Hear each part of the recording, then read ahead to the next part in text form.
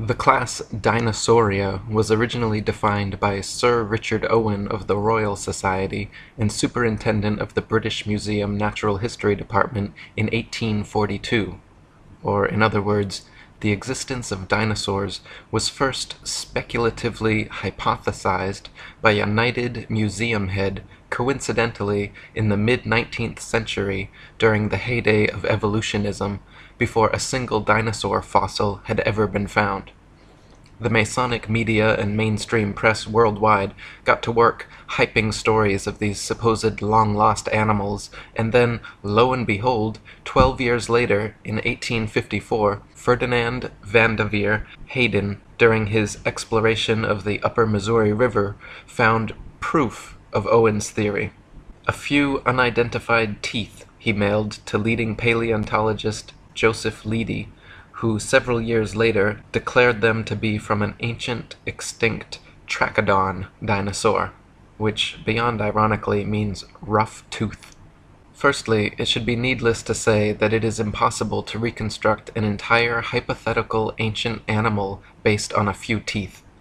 But even more importantly, it is dubious that a myriad of ancient reptile, bird, and reptile mammal transitional forms necessary for the blossoming theory of evolution would be hypothesized and then conveniently discovered by teams of evolutionist archaeologists purposely out looking to find such fossils. And it is even more dubious that such fossils have supposedly existed for millions of years, but were never found by or known to any civilization in the history of humanity until evolutionism's Masonic renaissance in the mid-19th century. David Wozni wrote, "Why are there no discoveries by Native Americans in all the years previous when they roamed the American continents? There is no belief of dinosaurs in the Native American religion or tradition. For that matter, why were there no discoveries prior to the 19th century in any part of the world? According to the World Book Encyclopedia, before the 1800s, no one ever knew that dinosaurs existed.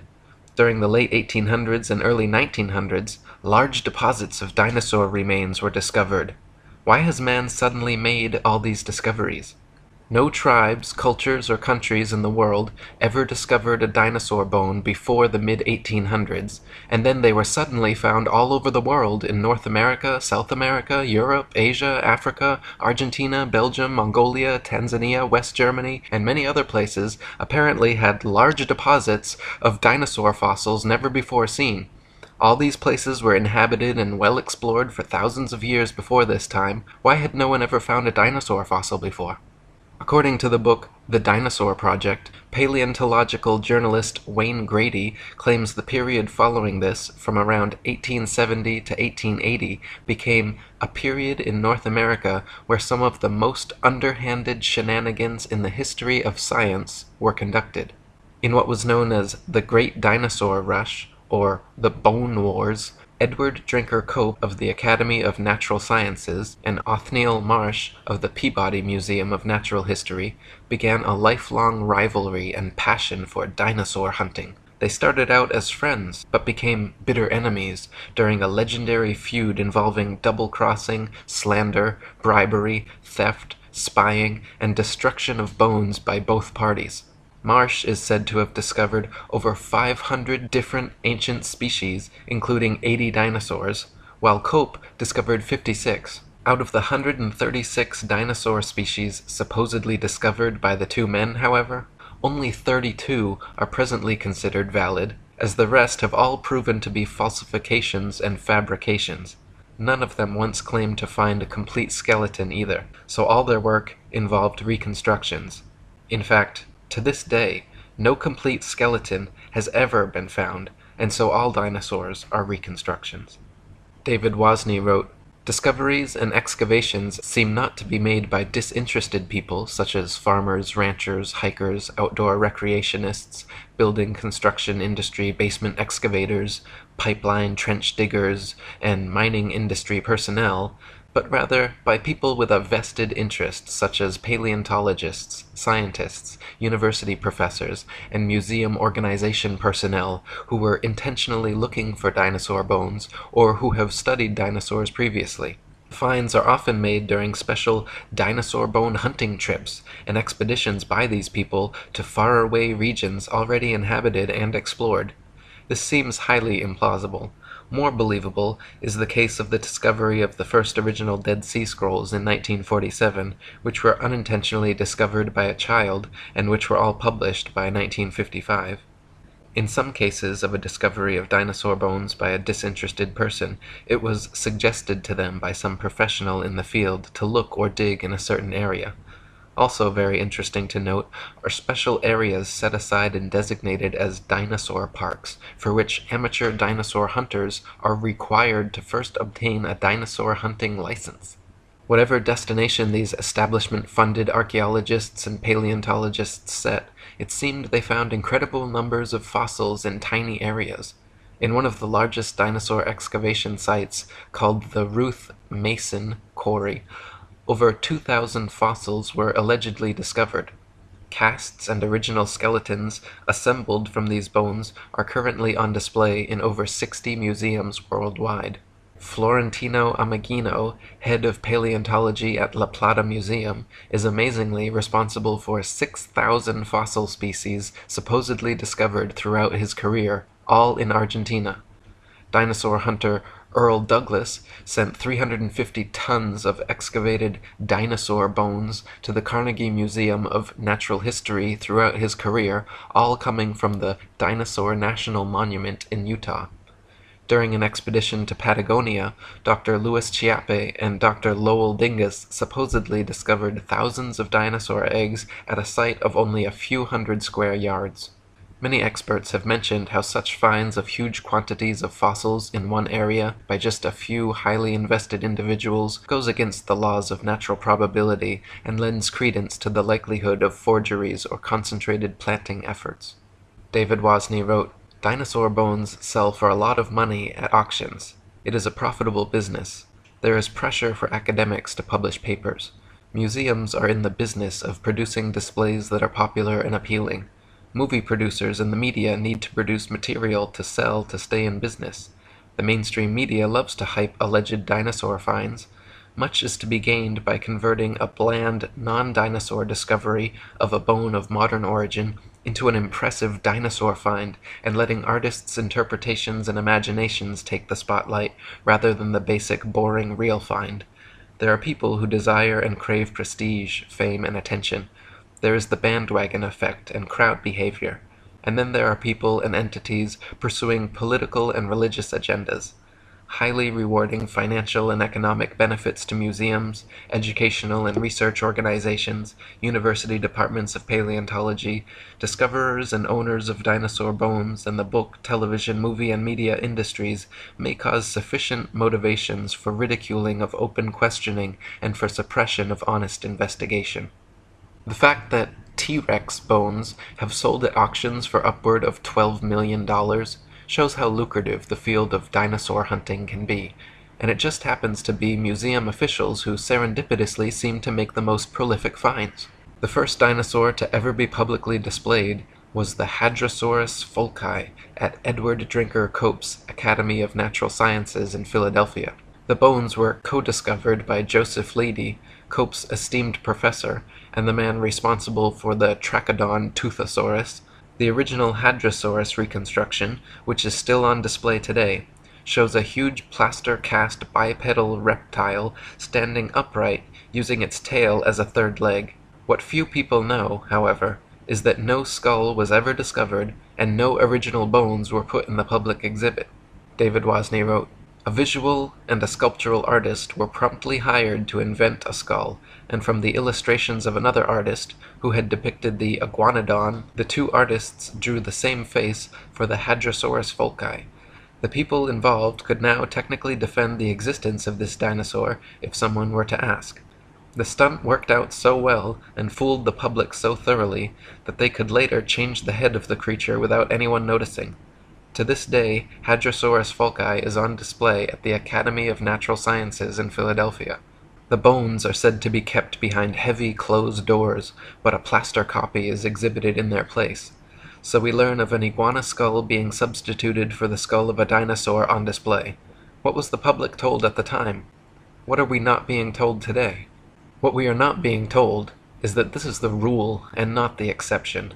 To this day, not a single complete skeleton of any dinosaur has ever been found. All the museum displays, models, mannequins, cartoons, and movies of prehistoric monsters you have ever seen are all imaginative reconstructions based on incomplete skeletons arranged in a manner paleontologists believe to be most realistic. Furthermore, the skeletons exhibited in museums are all admittedly intricate fabrications made of plaster, fiberglass, various epoxies, and other animal bones, not original fossils. When dinosaur bones are transported and prepared, they use strips of burlap soaked in plaster to jacket over the fossils. Then, after applying a tissue separator to keep the plaster from direct contact with the bone, the soaked burlap strips are laid on until it is totally encased in a protective, mummy-like coating ready for safe transport. In an article titled, "A Fossil's Trail from Excavation to Exhibit," one insider remarked that, through mold making and casting, we can totally fabricate limbs, ribs, vertebrae, etc. for the missing pieces of an articulated skeletal mount. Plaster, fiberglass, and epoxies are often and commonly used. In reconstruction work on single bones, small to large cracks can be filled in with mache or plaster mixed with dextrin, a starch that imparts an adhesive quality and extra hardness to regular molding plaster. We've also had success using epoxy putties. Large missing fragments can be sculpted directly in place with these same materials. In other words, museum personnel work with plaster and other materials to transport and fabricate skeletons and missing or incomplete bones all the time. In fact, the huge dinosaur bone displays found in museums across the world are admittedly carefully prepared fakes. No independent researcher has ever examined a real dinosaur. They claim all the actual fossils are kept in high-security storage, but only a select few paleontologists are ever allowed to examine them, so the ability to ascertain their authenticity is kept from the general public. Robin Kofod wrote, "Most people believe that dinosaur skeletons displayed in museums consist of real dinosaur bones. This is not the case. The real bones are incarcerated in thick vaults to which only a select few highly placed researchers hold a key, which means that no independent researcher has ever handled a Tyrannosaurus rex bone. When people unaffiliated with the paleontological establishment attempt to gain access in order to study these dinosaur bones, they are met with refusal upon refusal. Only around 2,100 dinosaur bone sets have been discovered worldwide, and out of these, only 15 incomplete Tyrannosaurus rex bone sets have been found. These dinosaur bone sets have never formed a complete skeleton, but from these incomplete bone sets, paleontologists have constructed a hypothesis about the appearance of the whole skeleton which they have modeled in plastic. If thousands of long necks and large carnivorous reptiles had really roamed the earth, we wouldn't only have found 2,100 dinosaur bone sets, but millions of bones, with ordinary people tripping over them when digging in their vegetable patches."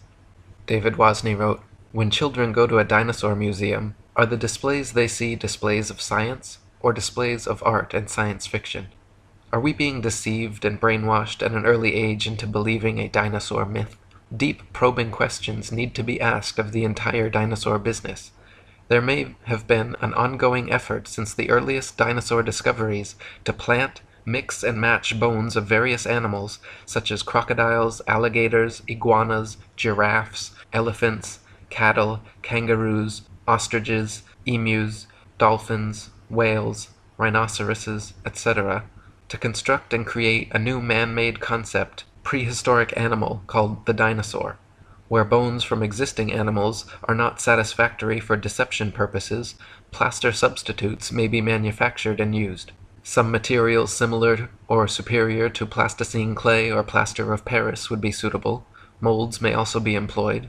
What would be the motivation for such a deceptive endeavor? Obvious motivations include trying to prove evolution, trying to disprove or cast doubt on the Bible and the existence of a God, and trying to disprove the young Earth theory. The dinosaur concept implies that if God exists, he tinkered with his idea of dinosaurs for a while, then probably discarded or became tired of this creation, and then went on to create man. The The presented dinosaur historical timeline suggests an imperfect God who came up with the idea of man as an afterthought, thus demoting the biblical idea that God created man in his own image. Type dinosaur skulls into a search engine, and you will find a variety of replicas, tailor-made dinosaurs, and museum-quality skeletons. One of the largest and most renowned suppliers of fake dinosaurs is the Zigong Dino Ocean Art Company in Sichuan, China, which provides natural history museums worldwide with ultra-realistic dinosaur skeletons made from real bones. Chicken, frog, dog, cat, horse, and pig's bones are melted down, mixed with glue, resin, and plaster, then used as base material for recasting as dinosaur bones. They are even given intentional fractures and an antiquated, fossilized look to achieve the right effect. Their website boasts over 62% of our output goes to American and European markets, which means we will understand and are familiar with the intricacies and regulation of exporting to these regions. Since we are a partner of dinosaur museums, all products are made under the guidance of experts of the Chinese Academy of Sciences. We have gained a global sales network reaching the USA, Brazil, France, Poland, Russia, Germany, Saudi Arabia, South Korea, Thailand, Indonesia, exhibited in Peru, Argentina, Vancouver, Cincinnati, Chicago, and other places. As Alan Fiducia, University of North Carolina paleontology professor, wrote, I have heard there is a fake fossil factory in northeast China, in Liaoning province near the deposits where many of these recent alleged feather dinosaurs were found. Or as David Wozni wrote, the possibility exists that key dinosaur bones on display have been artificially modified through sculpture and carving. Bone sculpture is not an unknown human activity. Many cultures participate in creating man-made objects out of existing bones, totally unrecognizable from the original shape. Is the dinosaur industry a customer of this sort of business? Is it possible that dinosaur skeleton replica are secretly assembled or manufactured in private buildings out of public view, with bones artificially constructed or used from a number of different modern-day animals? Why bother having any authentic original fossils at all if alleged replicas please the public? Another problem with dinosaurs is their unnatural structural dynamics. Many dinosaur skeletons and reconstructions feature bipedal monsters like the T-Rex with a forward-leaning torso and head far larger and heavier than its counterbalancing tail. Many museum displays cannot even stand up under their own weight. It is highly unlikely that beasts this large and disproportionate could exist at all. The loads acting on their skeletons are so great that calculations indicate the bones of the largest dinosaurs would buckle and crack under their own immense weight. Experts have also pointed out that dinosaurs would have to have moved much slower than portrayed in movies to prevent sudden shocks to their skeletons. David Wozni wrote, this idea of slow-moving animals does not agree with the biomechanical analysis of dinosaurs, which indicate that the dinosaurs were agile, active creatures.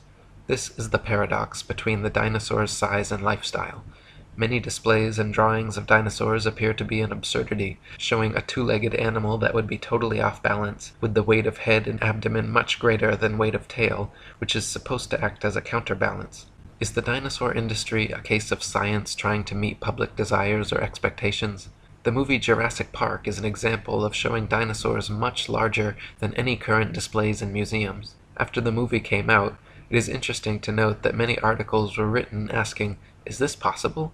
I can recall a report of dinosaur DNA being discovered preserved in amber, which later turned out to be false. Robin Kofod wrote, overall, several millions of dollars have been spent promoting the existence of dinosaurs through movies, TV, magazines, and comics. The world of movies and paleontology are like Siamese twins. People's view on the existence of dinosaurs is based not on firm evidence, but on Hollywood-fixated artistic impressions. Documentaries colorfully illustrate each dinosaur's characteristics, like colors, weight, and muscle mass, but Don Lessam, advisor for Jurassic Park, admits that this is pure guesswork. Consider, for instance, the question of how much these dinosaurs weigh. Don Lessam says, scientists don't know how much dinosaurs weighed. Dinosaurs are presented to the public with colorful artistic reconstructions, drawings, models, mannequins, gigantic skeletons in museums, cartoons and movies showing these beasts in explicit detail, but the fact is, from the assigning and arrangement of bones in each species, to the impossible to discern soft tissue, skin, eyes, noses, color, hairiness, texture, etc., just like the many supposed ape-man species, all dinosaur reconstructions are 100% fictional fabrications created by invested and inventive evolutionists. They purposely present dinosaurs to children in the media to spark and bias their young imaginations toward their machinations. Cartoons like Ice Age and The Land Before Time, movies like Jurassic Park and Dinosaur Island, coloring books, dolls, plastic toys, elementary school textbooks, and huge displays in children's museums certainly have an effect on budding young minds. National Geographic and the Ice Age movies were produced by Mason Rupert Murdoch's News Corp and 20th Century Fox. The Masonic production company Universal Studios created Jurassic Park and The Land Before Time. They are owned by Comcast, whose main shareholders are Masons J.P. Morgan and the Rothschilds. Discovery Channel, which features many dinosaur documentaries, is also financially advised by N.M. Rothschilds and Son Limited. Former paleontology student Michael Forsell claimed on a radio interview with leading paleontologist Jack Horner that he was a total fraud, fabricating evidence and perpetuating the myth of dinosaurs. He continued on saying, "I started my career in the field of paleontology only to leave my studies once I realized the whole thing was a sham. It's nonsense. Most of the so-called skeletons in museums are actually plaster casts. They even do it openly on documentaries now, preserving the bones my ass. I struggled as a student mainly because I could not tell the difference between a fossilized egg and an ordinary rock, and of course there is no difference. I was treated like a leper when I refused to buy into their propaganda and promptly left the course. Dinosaurs never existed. The whole shebang is a freak show. They just grab a couple of old bones and form them into their latest Frankenstein's monster-like exhibit. We are all being fooled, and it's wrong, but together we can stop it." Many claim that since dinosaur fossils have been radiometrically dated to be tens of millions of years old, that their authenticity is thus proven. The fact is, however, that the methods used to date dinosaur fossils involve not measuring the actual fossils, but the rocks near where they are found. Most fossils are found near the surface of the Earth, and if a modern-day animal were to die in the area, paleontologists would be likely to date them the same age. Dr. Margaret Helder, in her book Completing the Picture, a handbook on museums and interpretive centers dealing with fossils, she writes, "Scientists used to be very impressed with the potential of radiometric for coming up with absolutely reliable ages of some kinds of rocks. They do not feel that way anymore. Having had to deal with numerous calculated dates which are too young or too old compared with what they expected, scientists now admit that the process has many more uncertainties than they ever would have supposed in the early years. The public knows almost nothing about uncertainties in the dating of rocks. The impression that most people have received is that many rocks on Earth are extremely old and that the technology exists to make accurate measurements of the ages. Scientists have become more and more aware, however, that the measurements which the machines make may tell us nothing about the actual age of the rock." One of the main reasons that evolutionists needed the existence of dinosaurs was to answer the complicated problems present in the theory of evolution, including sea-dwelling animals evolving into land dwellers, reptiles evolving wings, feathers, flying and becoming birds, as well as other reptiles evolving warm blood, live births, breasts, and becoming mammals, through their imaginary multi-million-year timeline and a variety of supposed transitional dinosaur forms. The paleontological establishment has been promoting various sea dinosaur, reptile/birds, and reptile/mammals to bridge these gaps. Many professionals and experts in the field have disputed such findings as often as they have been presented, however.